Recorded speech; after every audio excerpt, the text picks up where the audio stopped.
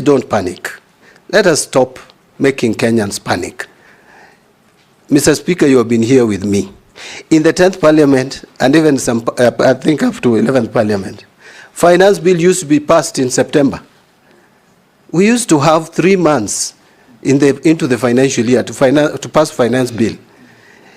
The minister then was allowed by law through revenue collection order to allow for some taxes, interim taxes to be collected. But the bottom line is the law could be in place in September, on September 30th.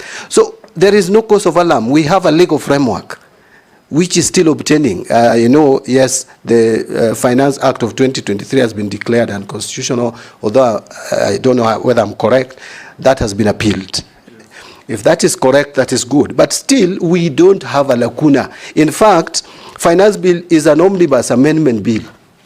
We have about 5 or 6 legislations that Finance Bill usually amends. We have excise duty, we have excise duty, we have import duty, we have value-added tax, we have income tax, we have tax procedures acts, and then we have fees and levies. These are specific legislations. Mr. Speaker, this House, if I'm approved, this House should help me bring these legislations directly touching on these specific statutes. We don't have to have a finance bill, but I'll seek the guidance and advice from the Attorney General. But I believe the good provisions which have been lost by this bill, which are not contentious, and there are many, which can still help this country grow the economy, we can bring them as specific amendments to those acts with proper public, yes, to the Mother Act, with proper public participation. Because I think the problem we had was that the public felt there was no proper public participation, which we had, but maybe they felt they were not listened to. So we'll do the proper public participation on some of these provisions. I wanted to stop there, Mr. Speaker, yes. But there was a question on KRA. I think I've combined them. You've combined? Yes, I've combined the two. Chungwa, you are birds of a feather. I hope we won't flock together. Thank you, Honorable Speaker. First, on a light note, Honorable Speaker, I have always argued with John Mbadi on the floor on who qualified before the other.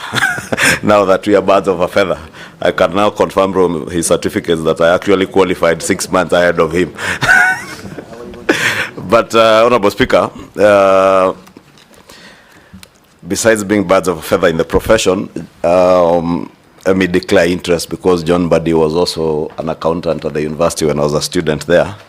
And having served with him in this house for almost 12 years, and I chaired the Budget and Appropriations Committee, where Mbadi now CS Nominee Finance in the National Treasury, and you've put it very well, and there are many things that we agree on, especially regarding the budget making process.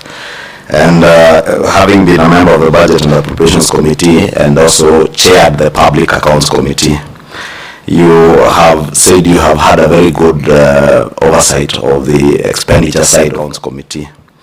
You have said you have had a very good oversight of the expenditure side of government. And I must agree also with you on the revenue side in terms of the finance bill being an omnibus bill and things that we can secure from the finance bill that seem to have been lost. But you've also touched on issues touching on KRA, and there are systemic problems in KRA. And you and me know that our revenue projections, we have always not agreed with them.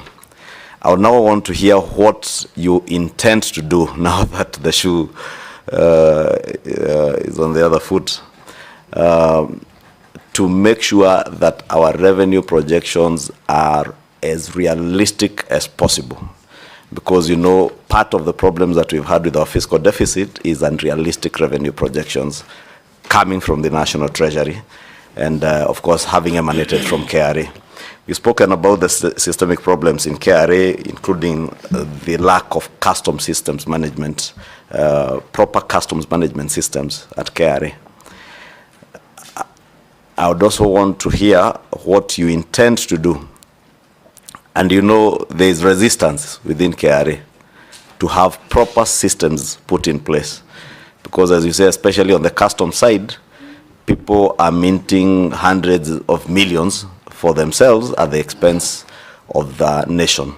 I want to hear specific what specific measures you intend to take at KRA to ensure first that there are proper systems.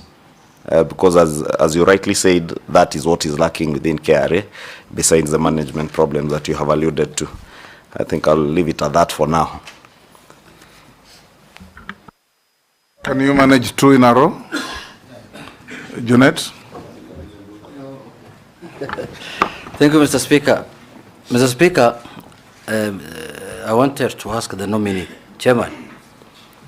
You see, He is here as a nominee I forgot, Chair. and I forgot, not Speaker. I forgot, Speaker. as a chairman of any formation out there. Honestly, Actually, I hope, Mr. Speaker, he was not referring to me being the chairman of ODM. I've already resigned. oh, Yes.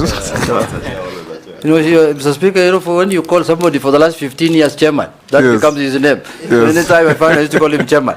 Now, Mr. Nominee, one thing I wanted to ask you is that you have explained it very well, but you have come to this position. You are coming to this position at a time when the economy is not in a very good situation. And as you are aware, 70 shillings of the 100 shillings collected is going to pay debt. And Kenyans don't even know whether we are paying real debt or fake debt. That's what they're grappling with. So how will you ascertain what kind of debt we have, whether it is a fake debt or real debt? Secondly, as you are aware, the poor in this Kenya feel that this economy is rigged against them. They don't feel they are part of this economy. What measures will you put in place to tell Kenyans, the poor ones, that you are part and parcel of this economy? Issues of pending bills, Chair.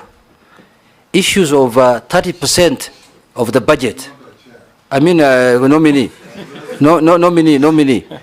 Issues of 30%. How will you achieve 30% of our budget to go to the development expenditure? My last question is, nominee, you know very well, me and you never believed in this bottom-up economy. Now we have found ourselves here. You know what we believed in. You know your principle must guide you. How are you going to marry these different thoughts of bottom-up economy and what you believed in? You participated in manufacturing another economic manifesto. So tell me how you'll marry the two, Mr. Nominee. This bottom thing now that you're inside. Thank you.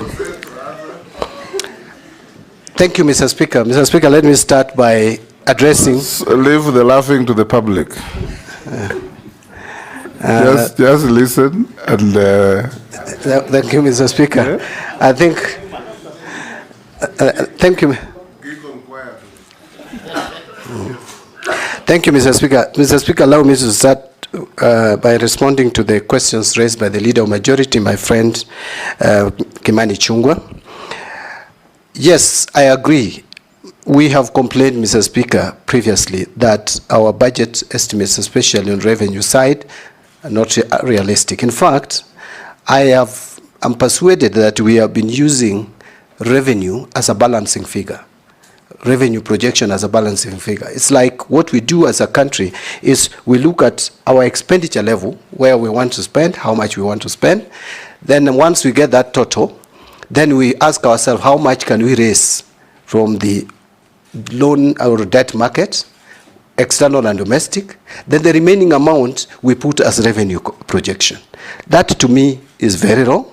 We must reform the economic policy department of National Treasury. Reforming does not mean you lay off staff. I want to be very clear there.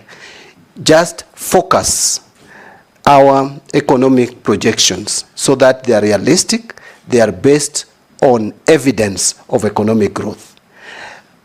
If previously you have not been able to collect so much, why do you then pretend that you can collect so much in the subsequent year? Like, Mr. Speaker, we have collected only 2.2 trillion this year from ordinary revenue. Yet we are projecting to collect, we had projected initially before the challenges we faced with the finance bill, to collect 2.9. That is a whooping 700 billion increase. That was not realistic.